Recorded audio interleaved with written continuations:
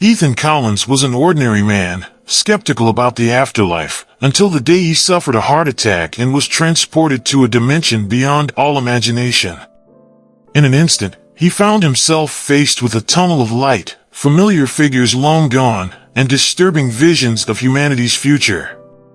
How can a simple man handle the weight of knowing the fate of the world? What he saw forever changed his perception of life and death.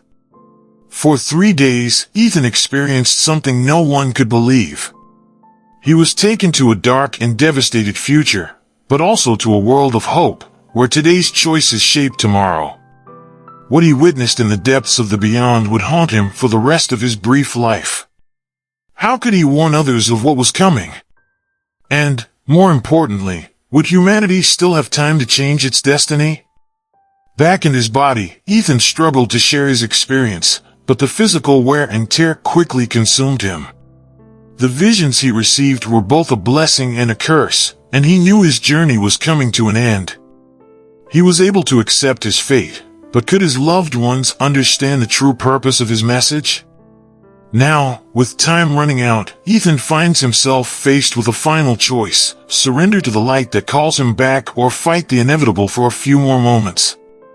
What would you do if you knew the future of humanity, but had to leave before seeing what's to come? Ethan Collins, a 52-year-old man, lived in the small town of Albany, New York. Married to Lisa, he had 2 adult children, Mark and Emily, both living out of state. Ethan worked as a civil engineer and was proud of his stable career. His routine was calm, without major variations, and he liked to spend his weekends taking care of the garden at home or going for walks with his wife. Lisa, a literature teacher at a local school, has always been his great partner in life, and the two maintained a relationship based on trust and respect. However, Ethan was known to be skeptical of anything involving spirituality. "Life is what you make of it here and now," he used to say. For him, the concept of life after death was just an invention to comfort people.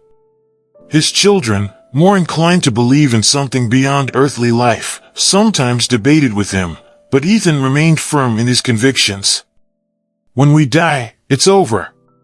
Nothing else happens," he said with conviction.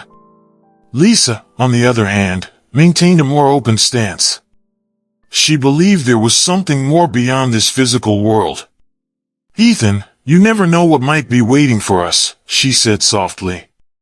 Although he respected his wife's point of view, he always responded with a skeptical smile. "Honey, we're made of flesh and blood. That's all there is," he replied, ending the conversation. This difference in beliefs was never a problem between them, and life continued its peaceful course.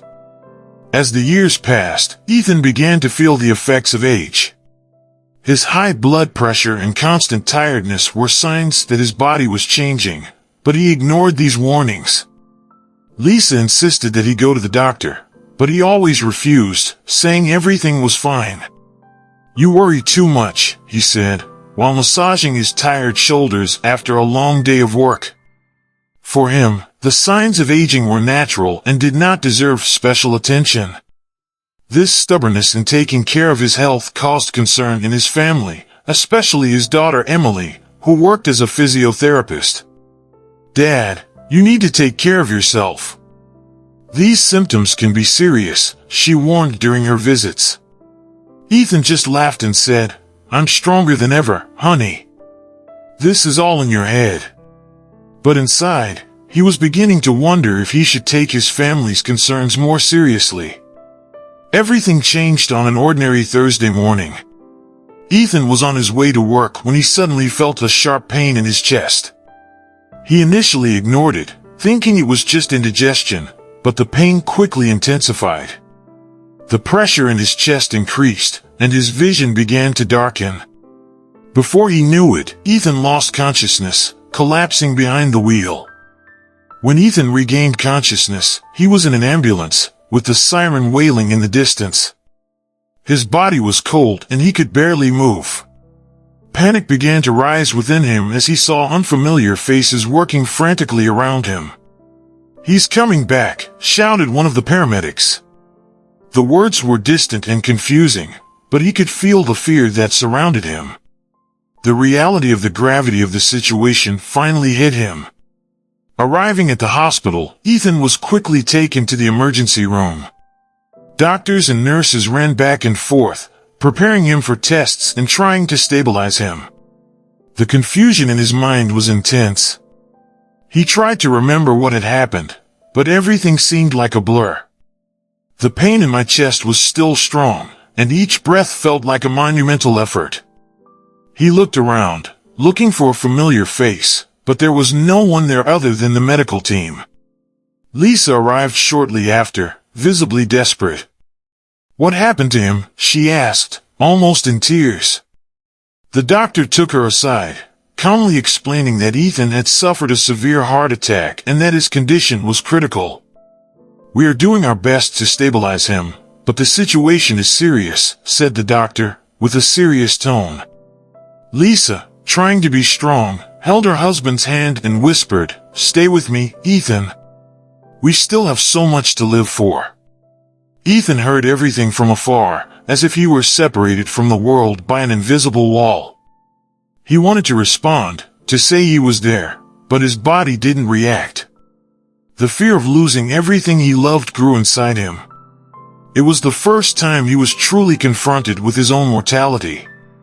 "Is this the end?" he asked himself, as his consciousness began to fade again. Everything around him began to become silent and dark. For the next few moments, Ethan felt himself floating. He knew his body was in the hospital, but his mind felt like it was being pulled elsewhere. A feeling of lightness came over him. The pain was gone, and a strange feeling of peace began to envelop him. "Am I dying?" he asked himself, as his vision went completely black. But instead of disappearing into the void, something extraordinary happened. Suddenly, Ethan felt himself being sucked into an intense light. It was no ordinary light. It was a warm light, full of life and welcome. He didn't know what was happening, but somehow, he wasn't scared. On the contrary, I felt a calm that I had never experienced before. The sound of machines and voices in the hospital disappeared, and he was completely immersed in that bright light. When Ethan opened his eyes, he was no longer in the hospital. He was in a vast, serene field of indescribable beauty. The sky was shades of blue and gold, as if it were at the beginning of an eternal sunset. The air was light, fresh, and there was absolute silence, as if time had stopped. He looked around, trying to understand where he was, but the landscape was unlike anything he had ever seen before. What impressed him most was the feeling of absolute peace. "Am I dead?" he thought, still trying to process what had happened. But before he could get lost in his thoughts, he heard a familiar voice. "Ethan." He turned around and saw, to his surprise, his father, who had passed away years before. "Father," he said in disbelief. His father smiled and approached. "You are not dead, my son." "Not yet. But there is something you need to see." Ethan was perplexed. How was that possible? He tried to touch his father, but his hand went through the figure, as if it were made of light. "This can't be real," he said, looking around for a logical explanation. "Real or not, it doesn't matter now," his father replied. "What matters is what you will learn here." His father's voice was calm, comforting, but it also carried a weight of seriousness. "You will see things that change the future, Ethan. And it's up to you to take that message back." The landscape around Ethan began to change. The golden field has given way to a futuristic city, with enormous glass skyscrapers and technological structures beyond comprehension. The sky, once calm and serene, was now filled with vibrant and strange colors. He saw people walking the streets, interacting with machines and artificial intelligence that seemed to be part of everyday life. It was a future very distant from his current reality. As he walked through that futuristic city, a tall and imposing figure appeared before him.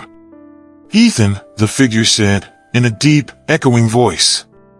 You're here to understand what's coming. The figure reached out his hand, and in an instant, images of the future began to flash before Ethan's eyes. He saw the world changing drastically, with wars, environmental destruction and global crises, but he also saw moments of redemption and hope, with humanity coming together to rebuild what had been lost. This is the future humanity may face, if it does not change its ways, the figure said, as the visions continued to pass by. Ethan tried to understand what it all meant, but the images were overwhelming. How can I change this? He asked desperately. You can't do this alone, the figure replied. But you have a chance to warn others. With those words, everything around him began to slowly disappear, and he felt his consciousness being pulled back into his body. Ethan, now surrounded by a golden light that seemed to pulse in harmony with his thoughts, advanced through that mysterious tunnel. The peace he felt was something he had never experienced on Earth. There was no more pain, worry, or anxiety. Everything was in perfect sync. The tunnel seemed endless, but Ethan didn't feel lost. With each step, the light grew stronger, more welcoming. He was in no hurry. His body floated, light as air. Is this real? He thought, but soon abandoned that doubt, surrendering to the serenity of the moment. At the end of the tunnel, Ethan came to a vast field of light, where the scenery was dazzling and alive. He felt the soft ground beneath his feet, but everything around him seemed to be made of energy, not matter. Mountains in the distance glowed a soft shade of gold, while rivers of light flowed around them. The breeze that passed through him brought a feeling of renewal and life. Ethan looked up at the sky, which seemed to stretch to infinity, and felt like he was connected to something bigger, something he couldn't fully understand. As he observed the vastness of that place, a familiar figure began to approach. His heart almost stopped when he recognized the face of his mother, who had passed away 15 years ago. Mom, his voice was shaky. She smiled, a smile that radiated love and understanding. Ethan, my son, there is a lot you need to understand, she said, in a calm and welcoming tone. Ethan tried to get closer, but as he reached out his hand, he realized he couldn't touch her. She wasn't physical, but her presence was real, unquestionable. Did I die? He asked, still confused.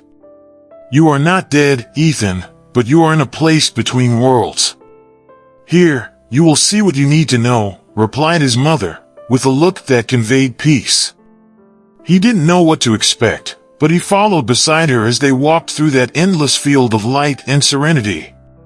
Ethan couldn't explain what was happening, but he felt like there was a reason for being there. It all seemed part of a bigger plan, something beyond his understanding. The feeling of fear he carried before had completely disappeared. As they continued, more figures began to emerge. Ethan recognized friends and relatives who had already left, all smiling and waving at him. It was as if they were waiting for him, but not to stay. They were there to show something important. What's going on? Ethan asked, feeling more and more immersed in the experience. There is much more than the life you know, my son, said his mother, as the surrounding figures disappeared, and the landscape began to change again. Suddenly, the serene scenery was replaced by a huge, shining city. Crystal skyscrapers rose into the heavens, and vehicles floated through the air. People walked through streets full of light and advanced technology. Ethan was faced with a vision of the future. What is this? He asked, his heart racing. This is the future you need to see, Ethan. What will happen to the world depends on the choices that are made now, replied his mother, while the images around him became increasingly clear and impactful. The futuristic city unfolding before Ethan's eyes was both fascinating and frightening. He saw enormous technological advances, people connected to machines that seemed to be part of their bodies, floating cities, and an unknown energy that powered the entire environment. Is that what's coming? Ethan asked, with a mixture of curiosity and fear. His mother looked at him gravely. Yes, but this is just one of the possible futures. Much depends on humanity's choices. Ethan looked around, marveling at the grandeur of what he saw. But then, the scenario started to change. The bright and vibrant city gave way to scenes of destruction. He saw forests burned, cities devastated by wars and natural disasters, and people fighting for survival. The beauty of the future has been replaced by unimaginable chaos. Is this what's going to happen? Ethan asked, his voice thick with fear. It's a possibility, his mother replied. The choices being made now will determine whether this is the path forward. As the visions of destruction continued, Ethan felt a wave of despair wash over him. He saw the earth choked with pollution, oceans filled with trash, and a sky covered in thick smoke that blocked out sunlight. People ran in panic, trying to escape something that seemed inevitable. It can't be, Ethan whispered. We can't let that happen. His mother, now with a serious expression, placed her hand on his shoulder, even though he couldn't feel her touch. Change must begin now, Ethan. Suddenly, the vision of chaos began to fade, and the future began to show hope again. Ethan saw groups of people working together, planting trees, cleaning rivers, and developing new technologies to save the planet. He saw leaders from different nations coming together, creating peace agreements, and fostering a new era of global collaboration. There is still hope, said his mother, in a soft voice. But it's a race against time. What will you do with this message, Ethan? The images continued to flash by, as if the entire future of humanity was being displayed before their eyes in a matter of seconds. He saw children growing up in a different world, full of harmony with nature, but he also saw the potential for destruction that hung over every choice they made. Ethan felt a growing pressure. How could he, an ordinary man, influence something so big? How can I make a difference? He asked, almost desperate. His mother looked him in the eyes, with a face full of compassion. You are not alone, Ethan. Many others will also see what you are seeing. But action needs to be taken. Take that message back and do what you can. Every action counts. Every decision matters. Before he could respond, the visions began to fade, and Ethan felt his consciousness being pulled back into the tunnel of light where it all began. As Ethan was pulled back into the tunnel, his mother's last words echoed in his mind. Every decision matters. He felt the weight of that message in a way he had never felt before. His heart, once filled with disbelief, was now filled with a new responsibility. The light around him seemed to pulse faster, and the peace that enveloped him was mixed with a sense of urgency. He knew he needed to return, but he also knew that when he returned, his life would never be the same. As he floated through the tunnel, memories of what he had seen continued to swirl in his mind. The future, both beautiful and devastating, depended on the choices each person made. The destruction he witnessed still burned in his mind, but the hope he saw also drove him. He knew he had to come back to make a difference, even if he didn't know how. Will people believe me? He thought. But soon this doubt was replaced by a stronger feeling, the certainty that he needed to try, regardless of what others thought. The light at the end of the tunnel grew brighter, and Ethan began to feel the weight of his physical body again. It was a strange feeling, like I was being fitted back into a shape that no longer felt familiar. The warmth of the light around him began to dim, and he could hear distant sounds, the beeping of machines, the muffled voices of doctors, and the soft sound of Lisa's breathing beside his bed. He was coming back. In a final moment of transition, Ethan heard his mother's voice again, soft and comforting. Remember, Ethan, you still have time. Use it well. With that, the light dissipated, and he slowly opened his eyes. The white ceiling of the hospital greeted him, and he realized he was back in the world of the living. His hands were weak, but he managed to move his fingers slightly. He tried to speak, but his voice was barely a whisper. Lisa, by his side, squeezed his hand tightly, and tears ran down her face. "You're back, Ethan. You're back," she whispered, excited. He looked at his wife's face, feeling a deep and renewed love for her, and tried to smile.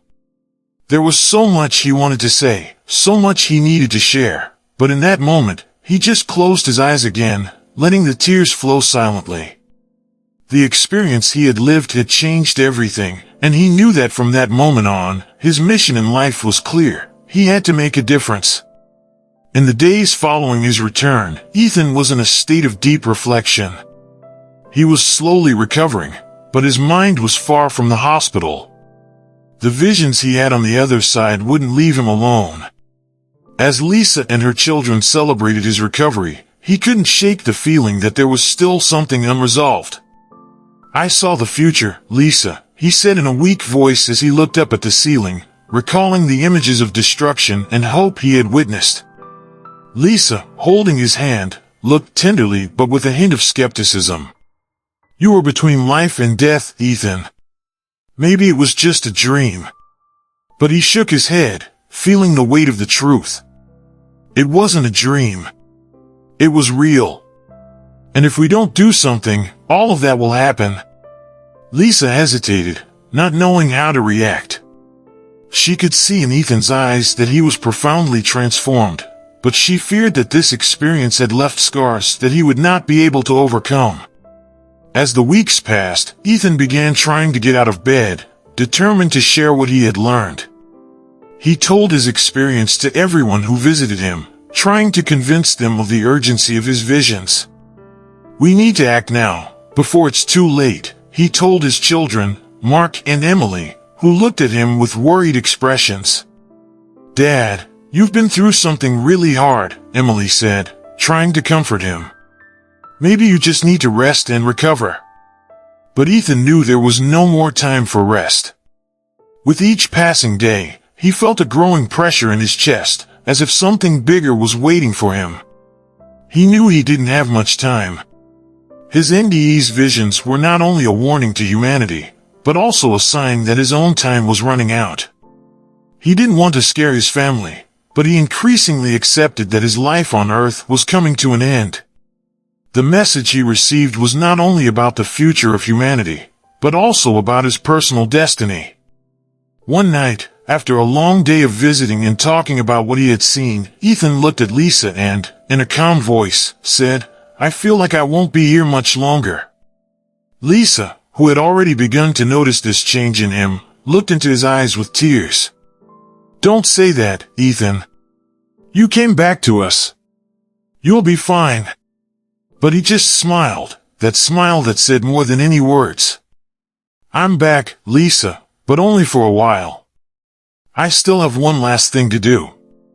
As the weeks passed, Ethan's health began to decline. What seemed like a miraculous recovery soon began to reverse. His energy decreased day by day, and doctors couldn't explain why. "It doesn't make sense," one of the doctors told Lisa. "He was doing so well. Maybe it's just a matter of time." But Ethan knew that the time he had left was short, and he increasingly accepted the fate that awaited him. The sense of urgency increased, but along with it came a growing peace. One afternoon, as he looked out the hospital window at the sunset, he felt his mother's familiar presence at his side again, even though no one else could see her.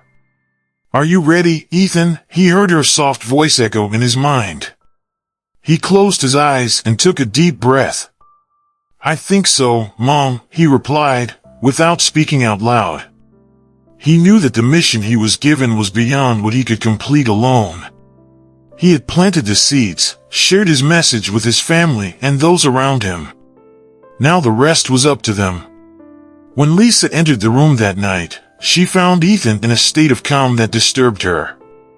He looked at her and smiled, and for the first time, she felt the real weight of what he had been saying over the last few days. "I'll be leaving soon, Lisa," he said with a calmness that broke her insides. "But it's okay. I accepted that. I've seen things I can't explain, and now I understand that the time we have here is just part of the journey." Lisa sat next to him, tears falling silently. "I'm not ready to lose you, Ethan," she whispered, squeezing his hand tightly. "You're not losing me," he said softly. "I will always be here. But now, I need to move on. I saw what I needed to see. Now, it's your turn to make the right choices." Lisa was crying, but she knew she couldn't change the course of events. Ethan's acceptance brought her a strange comfort, even in the midst of her pain. That night, Ethan made a point of calling his children for one last talk.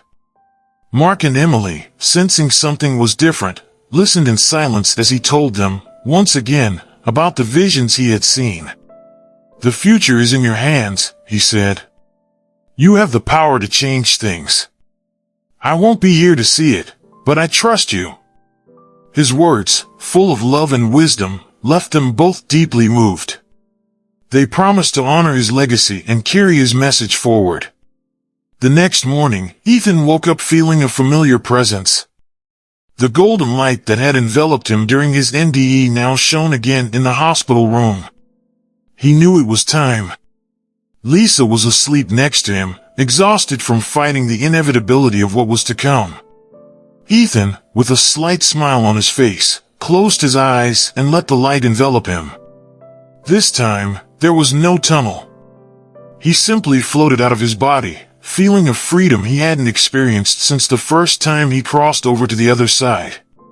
His mother's voice echoed in the distance, soft and comforting. "You accomplished your mission, my son. Now you can rest." Ethan looked back and saw his body on the bed, inert, but he felt no sadness.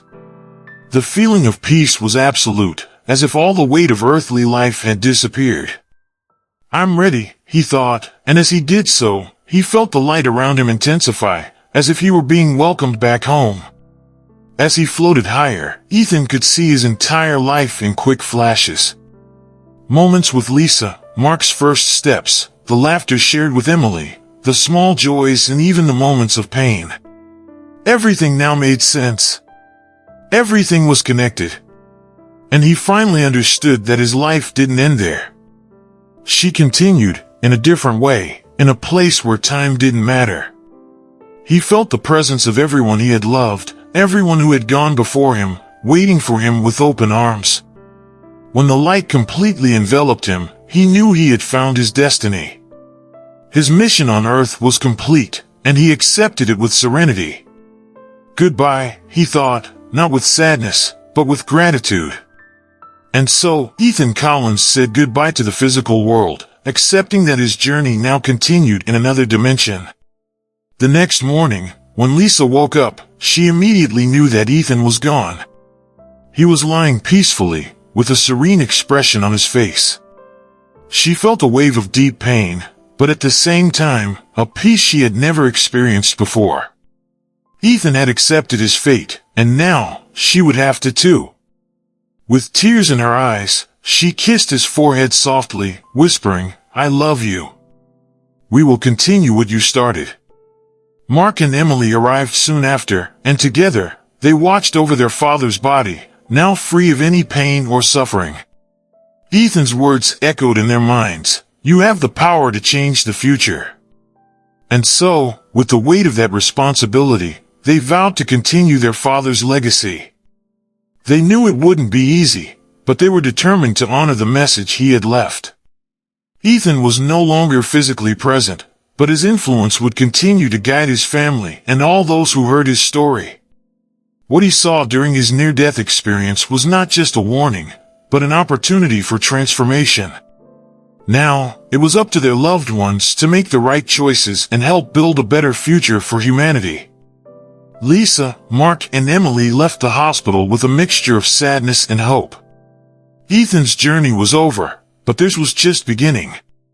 If you were impacted by Ethan Collins' story and want to hear more emotional and surprising stories about near-death experiences, be sure to subscribe to our channel. Here, we share real stories of people who have had encounters with the unexplainable and come back to tell what they saw and felt. Each story brings deep reflections on life, death, and what may be beyond everything we know. By subscribing, You will not only have access to new videos regularly, but you will also be able to participate in discussions and interactions with other people who, like you, seek to understand the mysteries of existence. We have exclusive interviews, debates about spirituality and science, as well as detailed analyses of each experience, always with respect and openness to all beliefs. Click the subscribe button and turn on notifications so you don't miss any of our content. Each story brings life lessons and provocations that can transform the way you see the world around you. Who knows, perhaps the next near-death experience we share will be exactly what you need to hear at this point in your journey. We are just beginning to explore these mysteries, and your participation is essential to continue bringing these stories to the public. Join us and be part of this community in search of answers to humanity's deepest questions.